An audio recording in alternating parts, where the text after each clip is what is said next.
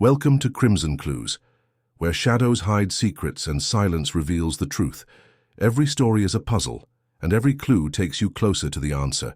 Subscribe now, join the hunt, and let the mystery begin. Chapter 1. A Grandmother's Worry. The afternoon sun cast a gentle glow over Mayfair as Poirot and I stepped out of the taxi outside the Winslow townhouse. The stately Victorian residence stood proud, with their ivy-draped walls and tall windows radiating an air of refined elegance. The distant hum of London streets was softened here, giving the place a serene, almost timeless quality. Quite a handsome house, wouldn't you say, Poirot? I tipped my hat slightly as I took in the scene, Pooh's sharp eyes flickering over the facade. We Hastings are home of distinction, and I wager one with tales to tell. The butler ushered us inside with practiced grace, leading us through a marble-floored foyer and up a grand staircase. The interior was a blend of opulence and warmth, with polished wood, plush carpets, and family portraits on the walls. It felt lived in, a testament to generations of care.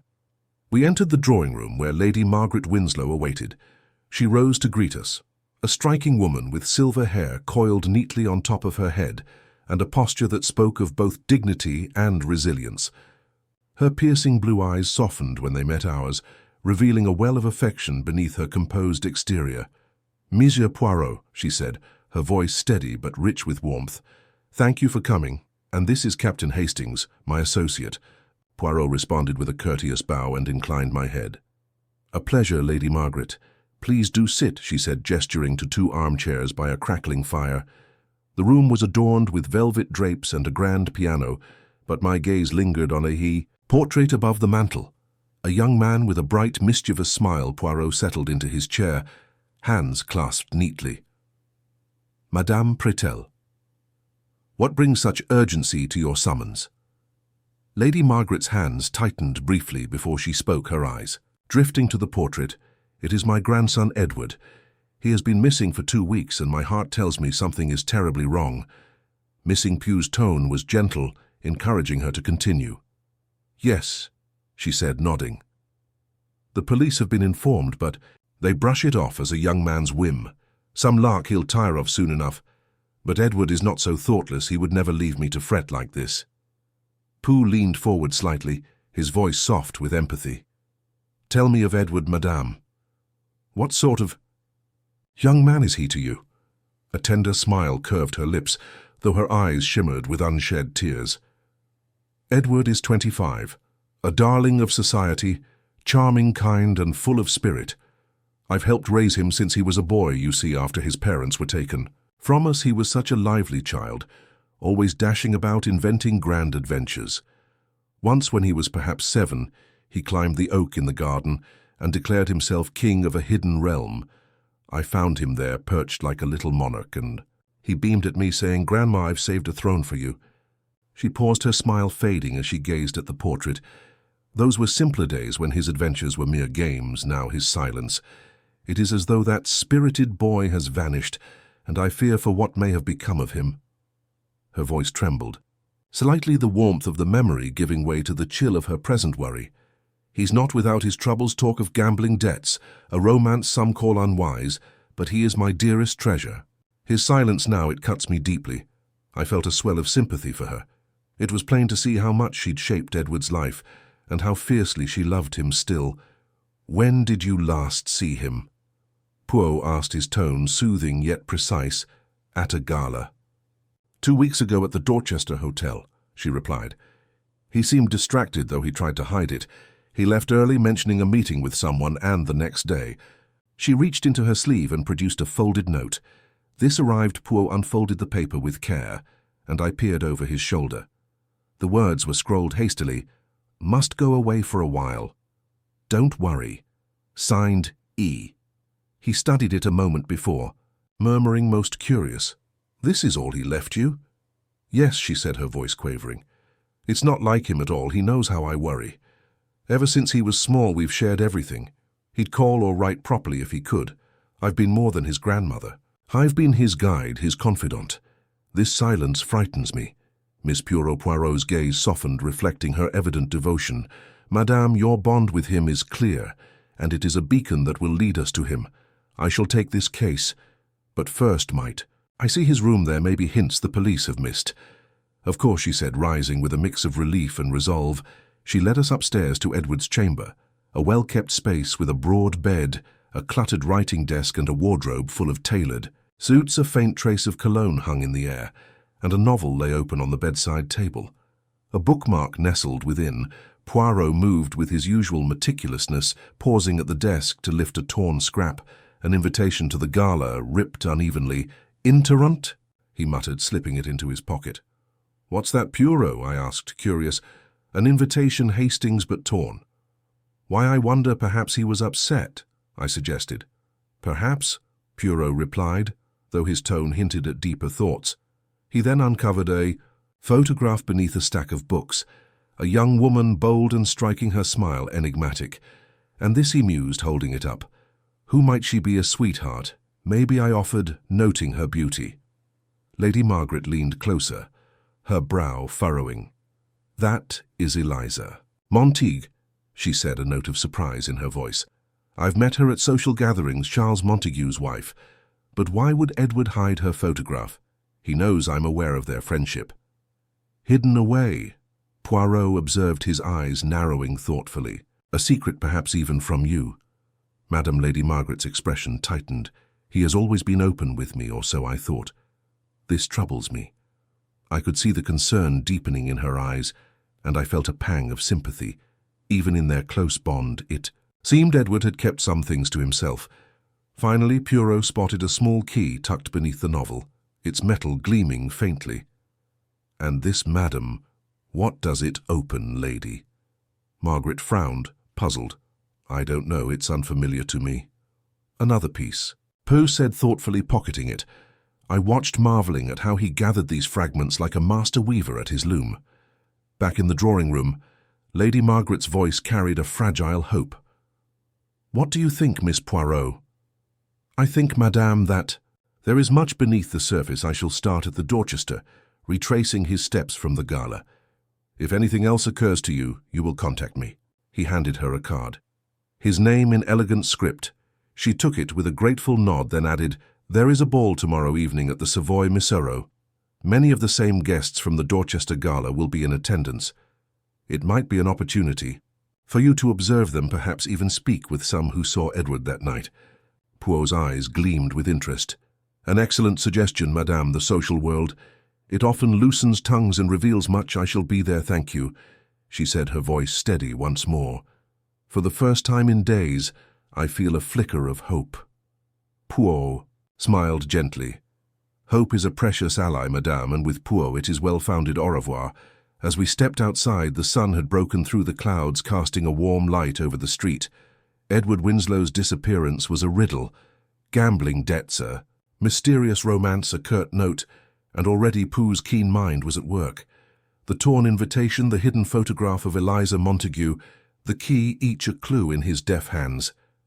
As we left the property, I couldn't resist asking, "What do you make of it, Poirot?" He gave me that familiar, enigmatic smile. "It is a beginning, Hastings, a thread to tug, but rest assured mon ami Poirot will unravel this mystery, and Edward shall be found." I nodded, buoyed by his certainty. With Poirot leading the way, I had every confidence that Lady Margaret's beloved grandson would soon be safe and their loving bond restored. Chapter 2. The Gala's Glitter. The Savoy ballroom glittered like a jewel against the London sky, with crystal chandeliers casting a golden glow across the polished parquet floor. The orchestra's waltzes filled the air, weaving between the rustle of silk skirts and the clink of champagne flutes. The scene was absolute elegance, a tribute to the grandeur of 1930s high society. But as I stood alongside Poirot, I felt a peculiar chill, as if the light covered something malevolent. Poirot's sharp eyes scanned the room, his head tilted slightly in that familiar feline fashion. "A beautiful spectacle," Nespar Hastings mumbled, "but underneath the glitter, mon ami, there is a shadow. Do you not sense it?" I peered around, taking in the swirling dancers and the immaculately dressed people. "It's all really stunning," I admitted, "but I guess you're correct. There's a certain stiffness about it all." He nodded with a slight smile on his lips. "Primon, in such gatherings the truth lies behind the most polished facades. High society is a stage on which jealousy and ambition dance as closely as waltzers. Come, let us explore this sparkling web. We floated through the crowd, offering polite nods to those who recognized him. Lady Margaret's idea had been apt. Many faces from Edward's last known night at the Dorchester Gala were here, perfect for observation. As we walked, Poirot's attention fixed on a woman by the great staircase, her posture straight as a statue. Lady Beatrice Harrove, he remarked softly, was not a challenge for Hastings' inheritance, but for the admiration of the elite. Her envy of Edward's appeal is whispered far and wide, creating a social contest where prestige is the prize. Note her firm grip on that purse, as if it carries her own soul. Lady Beatrice was striking with her silver-streaked hair brushed high and glittering emerald gown. Her gloved hands grasped her bag with a fierceness that clashed with her cool look. As we approached, her sharp eyes narrowed. "Monsieur Poirot," she whispered, her voice cold as frost, "I hardly expected to find you among the frivolous. Your reputation as a detective is well known, and society loves a good mystery. What brought you here?" Poirot bowed. "Madame, even a detective must sometimes enjoy society's delights. And are you finding the evening to your taste?" Her lips thinned. "As much as one can, with Edward Winslow's absence hovering over us. His abrupt disappearance has been the talk of the season. Some claim he fled his debts. Others mutter about darker things, while some appear willing to forget." Her attention shifted to the dance floor, where laughing rang out. "We have a troubling situation," Poirot agreed. "You saw him at the Dorchester." "I understand." Her eyes fluttered briefly. "He was preoccupied. Always one for theatrics, that boy." Poirot's tone was soft and inviting more. She waved a dismissive hand. "Debts Diances. Such are the dramas of youth. I think he's fled to avoid his troubles." Poirot raised his brow as he said, "Debts. You have heard specifics. One hears whispering." She replied calmly, "Gambling losses without a doubt, but I'm no tale-bearer." "For your natural aspect," Poirot stated with a smile. "Your discretion is greatly appreciated." As we walked away, he mumbled debt a thread to follow, but her reluctance to admit it intrigues me.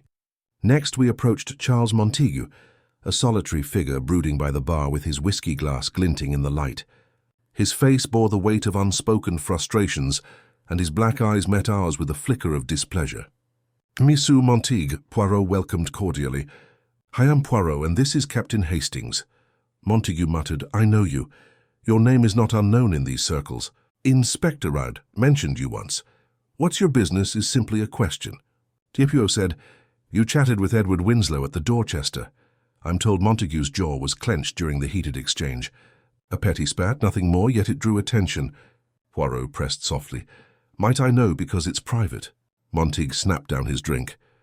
"I have no involvement in his disappearance, if that's your game." Poirot raised his hand. "I desire simply clarity. Ensure Edward's mood that night." "How did he appear?" Montague sighed, slightly rattled, babbling about obligations and other romantic crap. "I commanded him to shape up." "Romantic nonsense?" Pooh's voice was quiet. With whom Montague's gaze hardened. "I won't say ask elsewhere, Mercy." Pooh said undeterred as we went away. I murmured, "He's hiding something, isn't he?" Hastings was a man of secrets and temper, perhaps. Our path soon intersected with Reginald Fairfax and Eliza Montague, an arresting pair. Fairfax, a banker with a sparkling smile, oozed appeal, his eyes darting as if measuring the room's worth. Eliza, resplendent in pale blue silk, appeared vulnerable. Her laughter was brittle as she nervously looked at her husband at the bar. "Miss Supro," Fairfax said in a friendly tone, "a pleasure to see you in such fine company. The Savoy hosts a splendid affair, does it not?" "Indeed," Poirot responded, smiling. Fairfax grinned. "The orchestra is especially good this evening." "Quite right, and the company is what actually shines," Natural Mantro agreed, his attention straying to Eliza. "I heard Edward Winslow was among the dancers at the Dorchester. A charming young man, by all accounts." Eliza's fan stilled her voice faintly. "Yes, he danced with me briefly." Fairfax shrugged. "Edward was usually the life of the party, and he's probably off on some adventure right now." Perhaps Poirot asked, "Did he seem troubled to you, monsieur?" Fairfax's smile slipped slightly. "Not overly, though." He glanced at Eliza. "He mentioned a debt, but I wasn't sure if he was owed money or not," she said hesitantly. But he laughed it off, a debt to whom Pooh questioned. She shook her head. He didn't say, just that it was nothing to worry about. Typical Edward, Fairfax cut in contemptuous tone, constantly evading scrapes. Pooh grinned. Mercy, both of you. Your insights are quite useful. As we went away, he remarked, date again, Hastings. And Eliza's discomfort. It says volumes. The evening unfolded with Poirot weaving through the crowd, his ears tuned to the murmurs of the elite.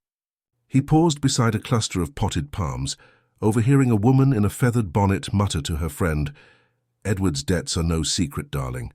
They claim he owes half the clubs in London. And that affair with Eliza Charles is livid.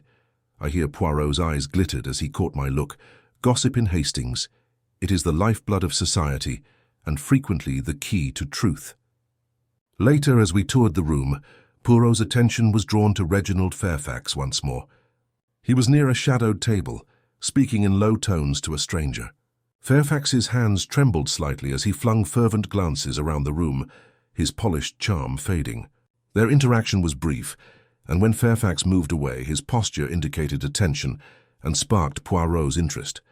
Poirot's eyes increased his keen awareness to human behavior, noting every nuance. Most intriguing, Hastings, he muttered softly. Monsieur Fairfax is nervous. It may indicate guilt or fear.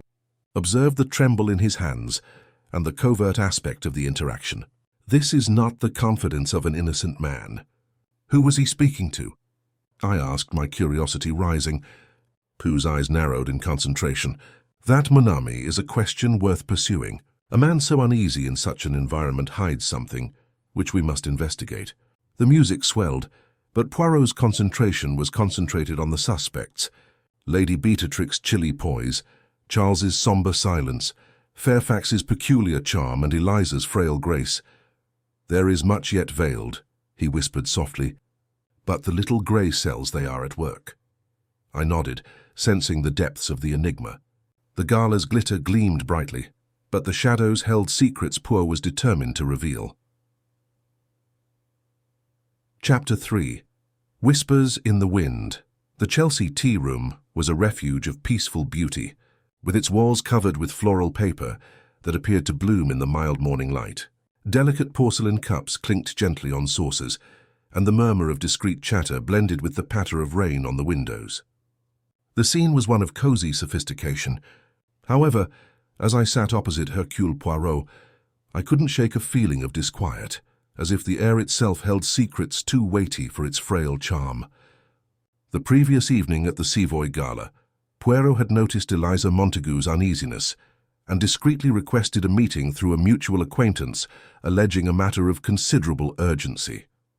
She had agreed, however, unwillingly to join us here. Poirot's quick gaze wandered the room before lingering on the entryway where Eliza emerged, her silhouette framed briefly by the drizzle outside.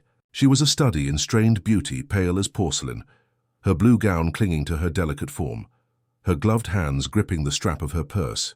Her gaze darted about, searching us out, and when they found Poirot, a flicker of trepidation crossed her face. Madame Montague, Poirot said, rising with his customary bow, you are so nice to join us. Her lips curved into a weak, tremulous grin.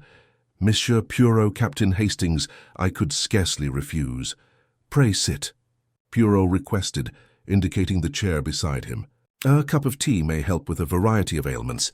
She nodded, settling into the seat with grace that was marred by rigidity. The waitress poured the tea, and Eliza's fingers hovered over her cup, stroking its edge as if hesitant to take it completely. Her eyes remained fixated on the golden liquid, avoiding ours. Poirot leaned nearer, his voice a low murmur. Madam, I need to discuss a delicate issue. Edward Winslow. He was more than just an acquaintance to you, wasn't he? Eliza's palm caught her breath. We were friends, she whispered, her tone scarcely audible. Friends? Poirot's gaze never left her, and yet the whispers of society suggest a deeper connection. Tell me, madame, is there truth in these rumors? Her color increased, and she looked aside, her voice wavering. I cannot deny that. We were involved for a while, but it was a mistake. A momentary silliness, I assure you, monsieur. I had no part in his disappearance. Poirot's demeanor softened, but his scrutiny remained intense. I do not accuse, madame, I only want to understand. "When did you last see him at the Dorchester Gala?" she said, her fingers tightening on the cup. "We danced once." He seemed distracted. He departed early, stating a meeting with whom. Poirot kept his tone light. "I don't know," she responded, shaking her head. "He wouldn't tell me, but he was uneasy." His smile did not reach his eyes. Poirot nodded carefully. "And after that night, did he reach out?" she muttered, her gaze falling. "Nothing. I thought perhaps he'd gone away, as others have suggested. But the message Poirot inserted easily. You've heard about it then? He left this one for Lady Margaret." Eliza's eyes widened slightly. "Yes, through the grapevine, society discusses Monsieur. They say he scribbled a brief message advising her not to worry, but it seems unlike him to go so abruptly." Poirot's brows arched. "Indeed.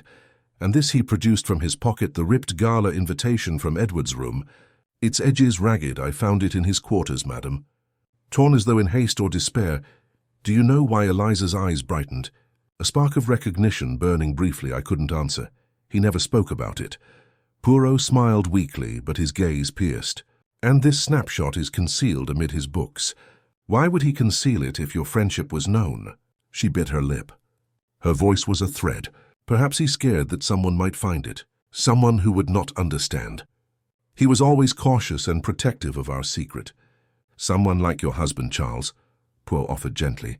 Ayla's composure shook her words, flowing forth, her voice tearing with anguish. "Yes, Charles. He is a proud man, if he knew it would ruin both him and me. But Edward and I stopped it that night at the gala. He insisted it was best that there were complications." Her voice cracked with tears in her eyes. "He was the one who wanted to stop to protect us both. I didn't understand at first, but he was emphatic. He said it was too hazardous to continue." Complications. Poirot's tone was encouraging. Poirot's fingers steepled, his attention heightening, but he was terrified. He kept glancing around as if shadowed, as if he knew something was coming that he couldn't avoid. "Did you see anyone unusual?" That evening she paused and nodded weakly. A tall, dark-haired man with a scar on his cheek stood near the cloakroom. Edward froze as their eyes connected, and the man gave him a look that chilled me. When I asked, Edward brushed it aside, but I could see he was shaken. "Most intriguing," Poirot murmured. "A description worth mentioning. And speaking of financial problems, madam, did Edward ever discuss debts or pressures relating to money?" She dabbed her tears hesitantly. "Regarding our argument last night, I want to set things straight. I don't believe Edward ever owed anyone money. There were some gaming debts once, but he assured me they were repaid in full. Any talk of debts beyond that is simply hearsay, nothing more." She paused, her voice softening as she recalls a memory. "Now that I think about it, he did remark in passing that some people owed money to his grandma. He looked deeply concerned by it, but he never named them." "To whom did he refer?" Poirot inquired. "He did not specify," she responded, her voice lowering to a whisper. "But I thought it disturbed him significantly, and I once saw him in a tense debate with Reginald Fairfax at a dinner a few weeks ago. It appeared to be about money problems, and Edward was visibly unsettled." "Fairfax?" Poirot repeated, his eyes glinting, the financier, a name that begins to reverberate. He paused, his mind turning inward. "This mention of Fairfax and obligations is really curious, considering I only saw his shaking hands and furtive stares during that private exchange with a stranger last night at the gala. A man so uneasy conceals a load." A riddle begins to shape. Eliza's hand shook as she lifted her cup. "The tea untouched, please, Moreau. Find him. I worry something awful has happened. I will attempt to do so." Pooh assured her, his tone strong yet compassionate. "One final inquiry, madam. A small silver key was found in his room. Do you know its purpose?" She frowned, puzzled. "No, I have no idea." "Very well," Poirot said, rising. "You have been most forthcoming. If anything else happens to you, you will notify me." "Of course," she answered, steadying herself. "Thank you, monsieur."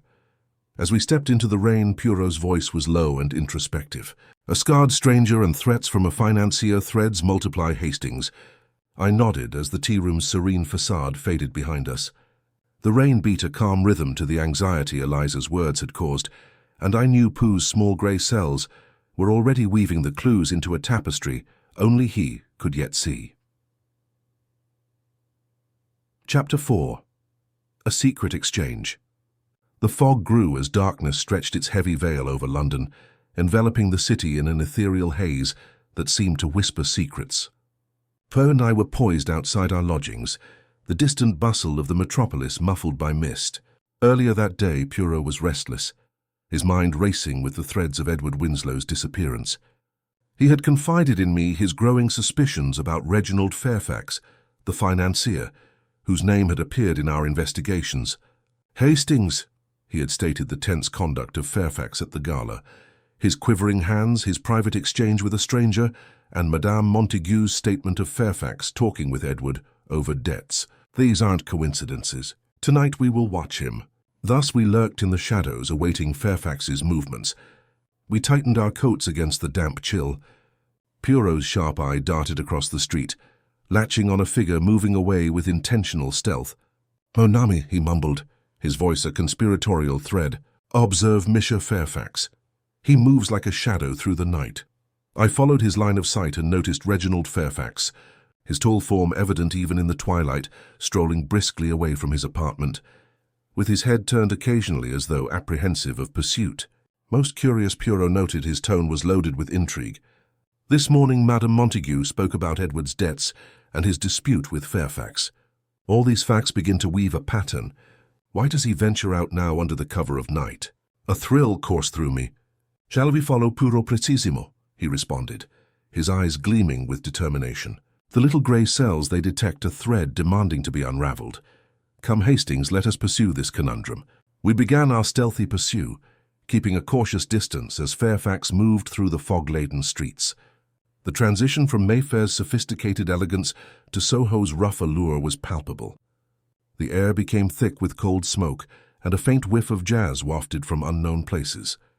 Gas lamps flickered like weary guards, their light eaten by the mist, producing an eerie radiance on the small byways. Fairfax travelled with the confidence of someone well versed with these shadowed paths, his steps solid on the uneven cobblestones. We followed him, ducking into doorways and pausing behind carts whenever his eyes shifted back. My pulse raced with the adrenaline of the pursuit, and I marvelled at Poirot's nimbleness. His diminutive stature and cautious feet allowed him to move stealthily, depending more on cunning than athletic skill. Fairfax eventually twisted into a restricted alley, its entrance surrounded by shuttered shops. Poirot raised his hand, and we strained against the moist brick, staring into the window. The alley was a tunnel of fog, illuminated only by a single gas lamp that burned feebly. Fairfax encountered a guy enveloped in shadow, a man whose hat obscured his features, making him a phantom in the mist. "Remain here," Hastings, Poirot murmured.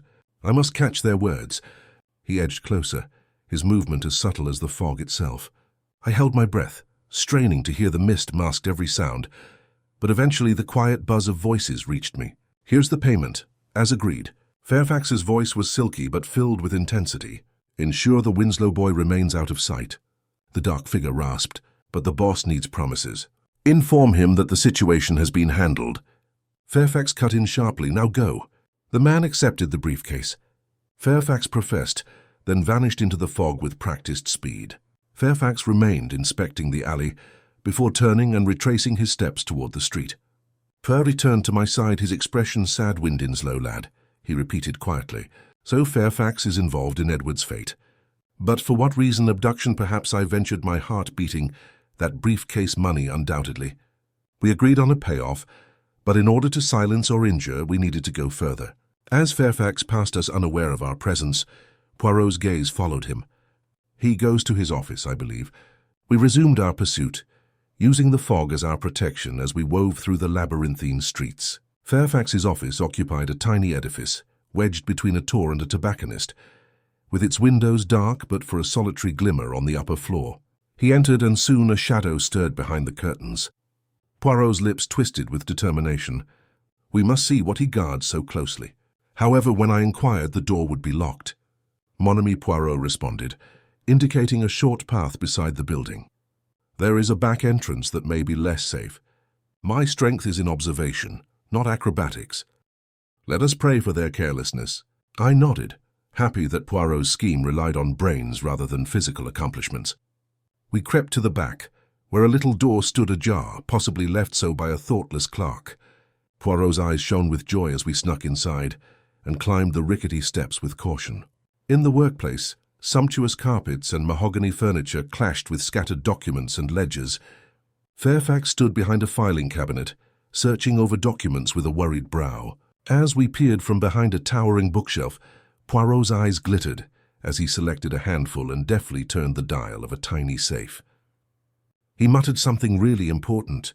Fairfax removed a sheath of papers from the safe, his face deepening as he studied them.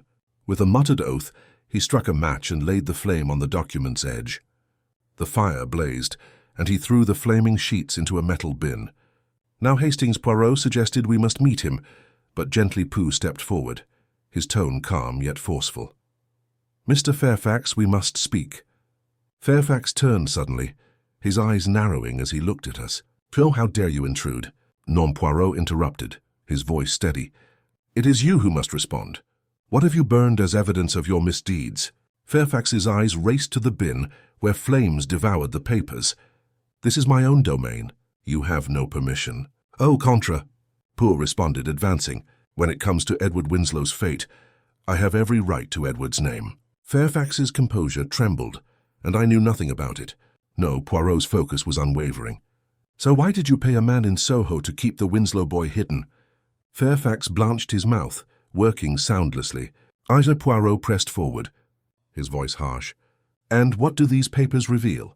"Fraud may be against Lady Margaret's riches." Fairfax's hands quiver, but he clinched his teeth to recover some control. "You've overstepped, Poirot. Whatever you think you've seen, it's not what it seems." "Then explain, monsieur." Poirot wanted a firm tone. Fairfax inhaled heavily, his shoulders slumped. "I've been managing funds for Lady Margaret's accounts, among others. Edward found irregularities. He confronted me and threatened to expose me. I needed time to resolve the situation, so you paid someone to intercede." Pooh's voice sounded cold. Fairfax's jaw tightened, and his gaze flickered to the door. "You're approaching Pooh, and I have no desire in intervening in anyone's business. I'm telling you that you have it all wrong." Poirot's eyes sharpened, examining Fairfax's agitated manner. "Your denial is fast, monsieur, but it allows room for curiosity." I stepped forward with an apprehensive tone. "If something happened to Edward Fairfax, we'll find out one way or another." Fairfax turned away, his silence thick with unspoken weight. Poirot nodded to me and we departed, leaving him to his brooding thoughts.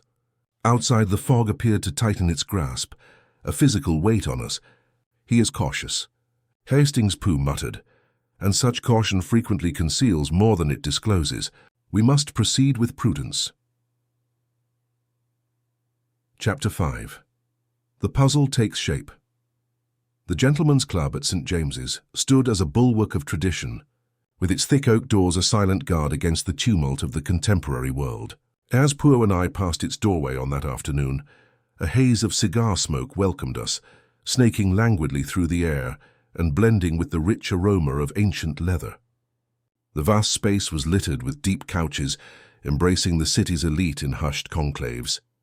Portraits of veteran members peered down from the walls, their stern visages a monument to the club's legendary past, while the golden lion, rampant of its crest, sparkled over a crackling hearth. "Mon ami," Poirot mumbled, his voice softly beneath the room's subdued hum, "observe how the stillness here is not just for politeness. It is the quiet of authority, secrets fiercely guarded. These men are not used to scrutiny." I shuffled nervously, feeling the weight of unseen gaze. "It's as if we've entered a fortress. Poirot, they are watching us like hawks." Poirot's lips formed a slight smile. "Precis, Hastings, a stronghold of privilege, where the elite conceal their transgressions behind closed doors. In such a situation, the truth must be coaxed out with care and guile. Our mission was twofold: to search Edward Winslow's locker and confront Charles Montague, a frequent patron whose name had surfaced in our inquiries. Poirot had secured the cooperation of the club steward, a stern mustachioed figure whose air of authority brooked no dissent, and we were led to a private chamber where Charles awaited. He sat in a high-backed chair, his brooding eyes fixated on the dancing fire. A glass of whiskey rested in his palm, the amber liquid reflecting the light. He did not stand as we arrived, offering only a brief bow. "Poirot," he muttered, his voice harsh and restrained. "What brings you here?" Pooh sat opposite him, his posture faultless. Mr. Montague, I want to clarify some things about Edward Winslow. You spoke with him at the Dorchester Gala. Was it a conversation that drew eyes as we described in our prior encounter? Charles's jaw tightened. His fingers tightened around the glass. Yes, we chatted. I told you it was a trivial affair. Poirot's gaze remained steady, his voice quiet yet probing. However, given Edward's disappearance, even trivial matters may be significant. You said it was about romantic foolishness. Might I know more? Charles breathed sharply, his eyes narrowed. It was about Eliza, my wife. I had heard tales of their connection, so I told him to keep his distance.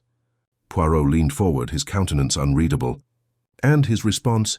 He denied it, of course. This Charles vehemently protested it was nonsense. But I could see the truth in his eyes. He relished teasing me. Poirot nodded seriously. After the gala, I believe you left early. Where did you go? Charles' face stiffened, his voice clipped. I went home. My crew can testify I was there by midnight. Poirot stated that his tone was neutral. However, I met with them, and their stories do not align. Some recall your presence. Others insist you were not seen until morning. A curious discrepancy. None. Poirot's statement was a calculated bluff designed to unsettle Charles and observe his reaction, even though he had not yet spoken to the staff. Charles's hands clenched, his knuckles whitening. They're mistaken or confused. I was home, and I tell you I have no reason to lie. Poirot's fingers steepled, his visage cool. The truth is a fragile thing. It does not bend to haste or passion. You say you had nothing to do with his disappearance. Charles's voice rose with irritation. I swear it. Poirot rose with a nod, saying, Whatever happened to him is not on my head. For now I'll accept your word. Mercy, Mazie Montague. As we started to go, Poirot hesitated, his gaze shifting to the steward. Pardon, Missy, but I must freshen up before we travel. May I use the facilities? The steward nodded curtly. Of course, Moo. Poirot, this way. Poirot glanced at me, his eyes flashing with unsaid meaning. Wait for me here in Hastings. I will not be long. I settled into a chair, my mind racing as Poirot followed the steward out of the room. I realized his plea was a fake. His genuine goal was to investigate Edward's locker without drawing notice. His subtlety was masterful as always. Minutes after, Poirot returned his inscrutable expression. Let's leave, mon ami, he whispered softly. We left the club, the huge doors closing behind us with a dull thud. As we moved into the street, Poirot's hand slipped into his pocket, pulling a little leather-bound ledger. A most intriguing find. Hastings, he muttered, his eyes shining. You found that in Edward's locker? I asked, pulse quickening. Oui, Poirot responded, looking through the papers. But first recall the small silver key we discovered in Edward's room. It unlocked a small safe within his locker, revealing this ledger. I leaned closer and noticed the scrolled notes in Edward's hand. A financial ledger inscribed with his annotations. See here these entries. They demonstrate anomalies in Fairfax's operations. It appears Edward was gathering proof of fraud. So he was about to expose Fairfax? Precisimro, murmured, his voice low. This ledger is the thread that binds Fairfax to Edward's fate. A reason for silence? Perhaps. As we walked away, the ledger remained in Poirot's pocket, a concrete link to the mystery's heart, Fairfax's deception. As Edward vanished, the puzzle began to take shape. However, the shadows of this privileged enclave became even larger. Chapter 6. The Vigil's Veil. The Winslow drawing-room shimmered with austere beauty as evening settled on its walls, aglow with the tremulous light of numerous candles. Edward's image ruled over the mantel with a rakish grin, a silent phantom in the growing gloom, velvet curtains laden with the scent of time-framed fogged windows through which the muffled pulse of 1930s London barely penetrated. A phonograph hummed a sorrowful tune, its notes weaving through the air like a lament, binding the collected spirits in a solemn yet strained vigil. Poe had staged this vigil not only as a memorial, but as a purposeful gathering, a platform upon which to assemble all the suspects and analyze their every reaction. Lady Margaret Winslow stood at the center of the room, her silver hair a beacon in the flickering light, and her severe visage softened by the weight of her purpose. Before her sat the suspects, whose presence was a tribute to societal responsibility, or possibly something deeper. Hercule Poirot, diminutive but dominating, occupied a chair near the fire, his emerald eyes glinting with the clarity of a cat preparing to pounce. Captain Hastings lingered at his side, my notebook open, but my eyes was pulled to the tension that coiled around us like a living creature. Mesdames, Lady Margaret, began her voice, ringing with a grandmother's affection and a matriarch's resolve. We meet this night to commemorate my Edward and pray for his return. If any of you have information that could lead to my Edward's return, I ask you to give it now, so that we can end this agony. Her words fell like stones into quiet water rippling across the room. Lady Beatrix Hargrove sat erect, her fingers twisting her pearls with a restless vigor, the gentle clack of the beads a counterpoint to the silence. Charles Montague stood aloof, his brooding eyes locked on the hearth, avoiding any touch as if the flames could clear him. Reginald Fairfax's smile remained as the financier's mask stretched thin across his features. The flickering of his glance exposes a frail mask. Eliza Montague wiped her eyes with a lace handkerchief. Her delicate beauty was tarnished by a trembling that indicated more than just anguish. Poirot's head tilted, and his military moustache quivered softly as he observed. Most curious, Hastings murmured, his voice a thread meant just for me. Each reacts, but none talks. The petition of Lady Margaret, it stirs the conscience, or perhaps the fear. I nodded and jotted a note. Guilt, do you suppose, he murmured, or defy the little grey cells that they think about? Lady Margaret's voice raised again, tremulous but firm. Edward was no ordinary boy to me. He was my joy, my pride. We've had an unbreakable link since he was a child, and if he's lost, so am I. Please help me bring him back. Her grief penetrated the room, and the suspects shifted. Lady Beatrix's pearls clicked louder, her lips pursed as if to hide a retort. Charles's shoulders tightened, his hands clenched at his sides. Fairfax's smile flickered, a bead of sweat beading on his brow despite the cold. Eliza's tears spilled anew, and her eyes moved to her husband with a flicker of dread. Poirot's stare hardened. His fingers steepled. Observe Hastings, he whispered softly. The plea, it is a mirror. They see themselves reflected, and some do not like the image. Before I could respond, he rose with grace that belied his stature, drawing all eyes. Madame et Monsieur, he said, his tone calm yet resonant. The vigil is a moment for truth and sadness, and Hercule Poirot has unearthed a piece of this puzzle that cannot be overlooked. From his pocket, he retrieved the small leather-bound ledger, its pages marked with Edward's precise notes. This, he claimed, holding it aloft, was discovered in Monsieur Edward's locker at his club. It contains notes that could be the key to his disappearance. A murmur of concern spread around the room. Lady Beatrix's fingers remained steady on her pearls, her gaze narrowed with a spark of calculation. Charles lifted his gaze from the flames, his brow furrows in perplexity. Fairfax's smile froze, his eyes flying to the ledger with a flicker of recognition. Eliza's sobs became weak, her handkerchief pressed to her lips, and she watched Poirot with wide, scared eyes. Poirot's eyes travelled over the assembly, registering each emotion with a keen and unwavering look. This ledger, he said in his measured tone, is a mute witness to the circumstances that led to Edward's disappearance. Its contents will be revealed in due time. Fairfax's calm slipped. His voice was a frail whisper. What does it contain? Poirot's eyes penetrated him. Mr. Fairfax, that is the question, isn't it? But the answer will come shortly, along with the truth. The room went silent. The candle flames flickered fiercely, as if moved by his words. Lady Margaret's eyes shimmered with hope and horror. Her hands gripped tightly. Lady Beatrix's face tightened, her mask of interest, giving way to a steely resolve. Charles's skepticism intensified, his gaze flickering between Poirot and Fairfax. Eliza's terror grew tangible, her handkerchief shaking in her fingers. Poirot turned to face the assembly, his voice measured. The vigil binds us in pain and obligation. Someone here knows more than they acknowledge. I urge you to ponder on your silence, since it weighs hard on us all. He regained his seat, his demeanor placid yet determined. The gramophone's music stuttered, then halted, leaving only the crackle of the fire and the suffocating stillness. The candlelight flashed across Edward's painting, his smile taunting the whispered truths that lingered among us. Poirot, I muttered, leaning near. You've created a spark among them. We Hastings, he responded, his eyes half closed. A spark that ignites the truth. The trap is set. Now we wait. The weight of the occasion pressed on me. The room is a hotbed of tension. Fairfax's pallor, Charles's avoidance, Eliza's fear, Beatrix's restraint. Every thread in Poirot's deft hands, the vigil's veil had split, revealing not answers but the promise of them. And I knew what followed next would bring about the reckoning.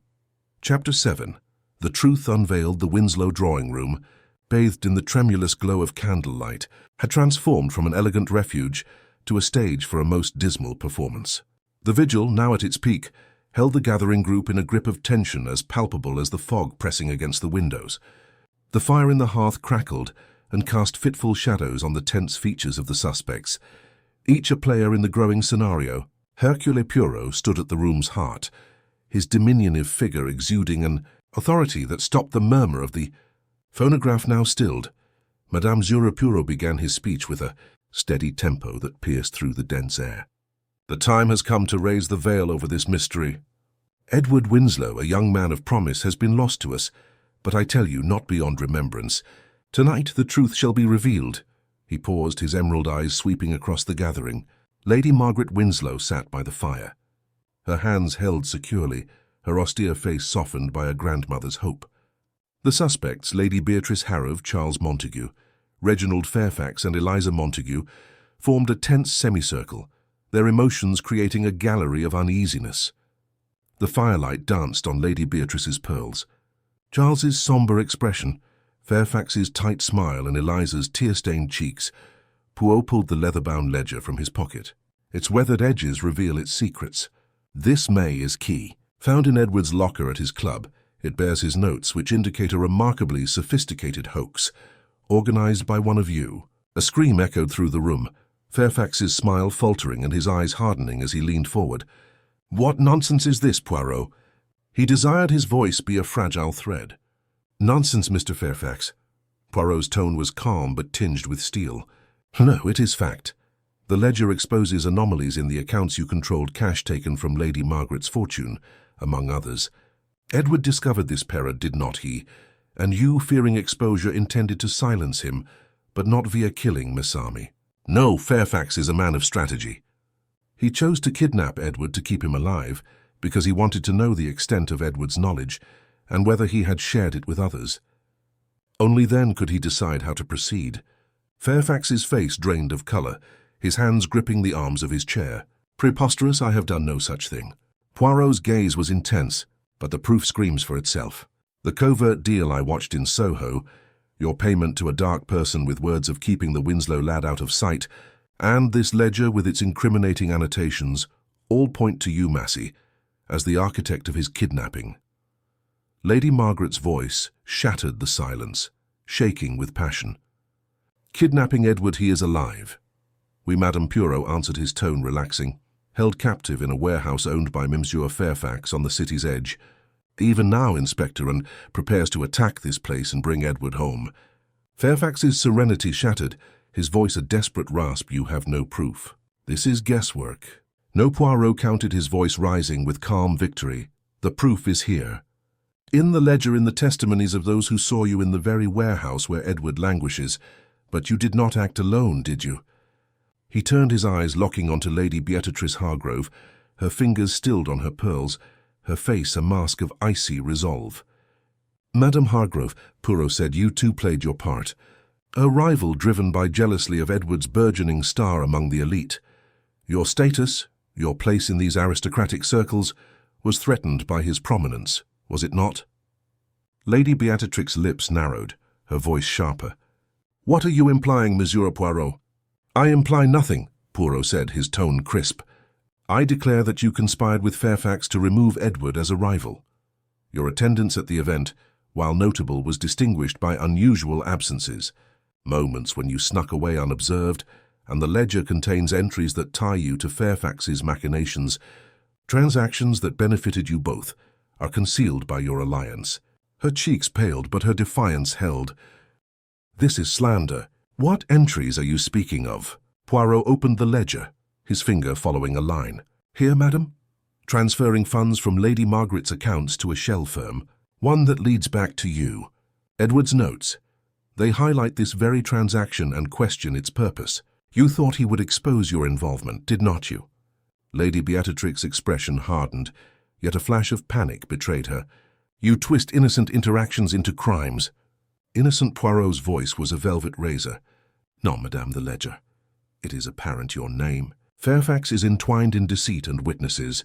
They locate you in Soho, meeting Fairfax in shadowed places.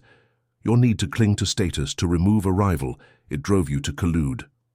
The room grew silent, with the crackle of the fire providing a strong contrast to the coolness of realization. His head slumped into his hands. His breath rubbed Lady Beatrix. His defiance weakened as her hands trembled. Poirot's voice raised, commanding the space. Edward was brought to a warehouse, a harsh prison owned by Fairfax where he faced death to this day. But justice is fast. Inspector takes action now to release him and apprehend those who guard him. As if called by his words, the drawing-room door burst open and Inspector Singh strode in, followed by 2 constables, their faces hard and purposeful. Perce, we've got him. Edward is safe. Fairfax's guys are in custody. Lady Margaret rose with tears flowing down her face. Safe, my Edward, yes, ma'am. Verified, his voice gruff with relief, bruised but alive. We are bringing him home. Lady Margaret's severe facade crumbled into thankfulness. Thank you, Monsieur Poirot, thank you. Poirot bowed slightly, his countenance humble. It is my responsibility, madam, and now the law will deal with Monsieur Fairfax. He will be hauled into custody because his offences are confirmed beyond doubt. The constables advanced, their boots heavy on the glossy floor. Fairfax fell disheartened as they gripped his arms. Lady Beatrix's face remained a mask of cool resolve, though her hands trembled. And Madame Hargrove, Poirot said, he must face the jury for her involvement. The evidence is not yet conclusive, but it is enough to justify study. The court will decide her fate. Charles and Eliza exchanged relieved glances, their own secrets dwarfed by the night's confessions. Poirot turned to me, his voice low. Hastings, the small grey cells, triumphed once more. The vigil has transformed a social ritual into a forum for justice, as is customary in our time. I nodded, the fog outside the windows appearing to lift with the truth. The fire's warmth was no match for the chill of the sins laid plain, but in Edward's rescue there was a promise of renewal. Fairfax was carried away in jail. Lady Beatrix faced her reckoning, and Poirot's sombre meditation remained a witness to the destructive stupidity underneath high society's glitter. Chapter 8. Reputation Restored. The Winslow Conservatory shone with the gentle light of morning, a paradise of glass and green that seems to resist the darkness of the previous week. Sunlight streamed through the big panes, throwing golden patterns on the tiled floor, and beyond the gardens awoke with the sparkle of dew on rose petals. Potted ferns and delicate orchids added tenderness to the atmosphere, with their fronds hinting of nature's gentle persistence. The air brought the faint trill of birdsong, a melody that broke the melancholy that had long engulfed the Winslow estate. I stood behind Hercule Poirot, my eyes drawn to the calm vista, a dramatic contrast to the strain of our recent vigil.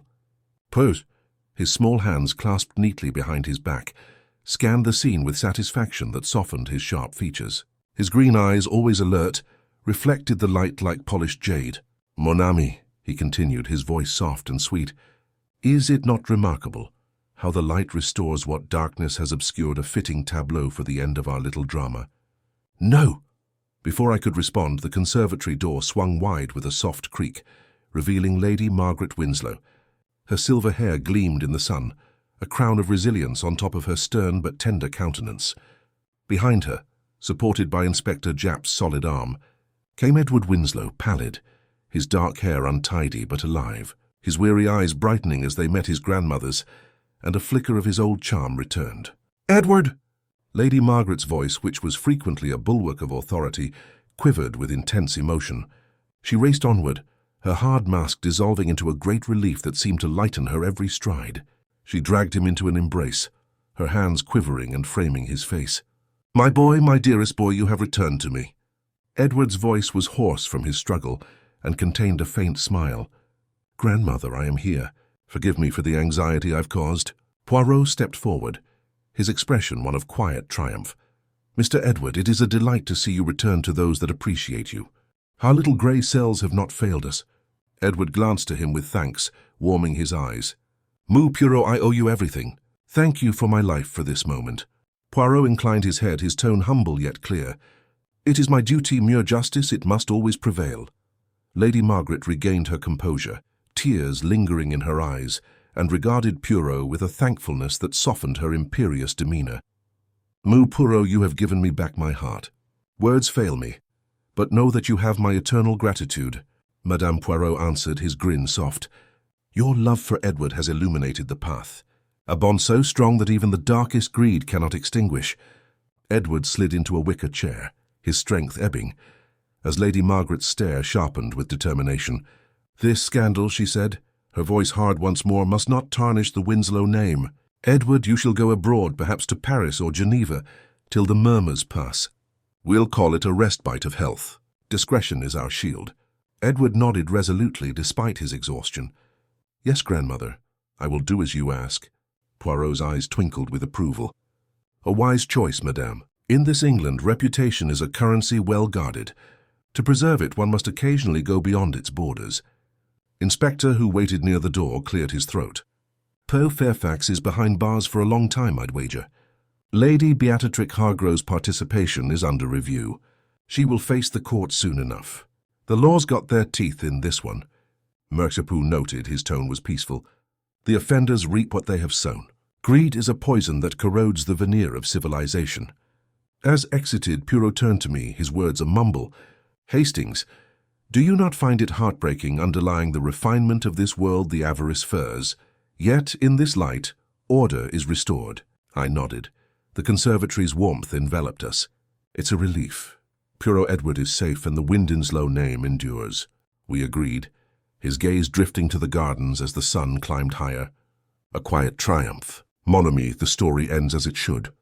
We took our leave, stepping into the crisp morning air, as Lady Margaret and Edward remained in their reunion, a private solace. Poirot's steps were light. His satisfaction was evident in the faint curve of his moustache. The mystery had unravelled. The guilty faced their punishment, and Hercule, with his inimitable little grey cells, had once again brought order to chaos. As dawn breaks over Mayfair, Hercule Poirot's genius restores order to the Winslow legacy. Edward is returned. The threads of deceit woven from greed and envy, unravelled by the detective's relentless pursuit to the culprits once shrouded by high society's sheen, now faced justice, their schemes laid bare. Yet the echoes of their ambition linger, a haunting reminder of the fragility beneath grandeur. We hope this mystery has enthralled you, dear listeners. Were you surprised by Poirot's deductions, or did you glimpse the truth before the reveal? Share your thoughts in the comments below. If high society scandal has captivated your night, please like and subscribe to Nocturnal Tales for more tales of intrigue. Support our storytelling by tipping us via the Super Thanks option beneath this video, joining our membership program, or visiting our Buy Me a Coffee page, link in the description.